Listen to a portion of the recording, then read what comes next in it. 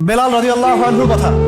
তিনি সেই ব্যক্তি যার কথা নবী সাল্লাল্লাহু আলাইহি ওয়াসাল্লাম যখন আলোচনা করতেন তখন বলতেন যে বেলাল, যখনই আল্লাহ আমাকে জান্নাত দেখান তখন তোমার পায়ের আওয়াজ আমি আগে আগে শুনতে পাই। তুমি কি এমন আমল করো? তিনি বলছেন, আমি তো এক্সট্রা এমন কোনো আমল করি না, তবে যখনই আমার ওযু ছুটে যায় তখন আমি আবার ওযু করি এবং সেই ওযু দিয়ে আমি 2 রাকাত নামাজ পড়ি, তাহিয়াতুল ওযু। এটা আমরা আমল করার চেষ্টা করবো। আল্লাহ পাক আমাকে তৌফিক দান করেন, আপনাদেরকে তৌফিক দান করেন। বেলাল রাদিয়াল্লাহু আনহুর কথা। তিনি সেই ব্যক্তি যার কথা নবী সাল্লাল্লাহু আলাইহি ওয়াসাল্লাম যখন আলোচনা করতেন তখন বলতেন যে বেলাল, যখনই আল্লাহ আমাকে জান্নাত দেখান তখন তোমার পায়ের আওয়াজ আমি আগে আগে শুনতে পাই। তুমি কি এমন আমল করো? তিনি বলছেন, আমি তো এক্সট্রা এমন কোনো আমল করি না, তবে যখনই আমার ওযু ছুটে যায় তখন আমি আবার ওযু করি এবং সেই ওযু দিয়ে আমি 2 রাকাত নামাজ পড়ি, তাহিয়াতুল ওযু।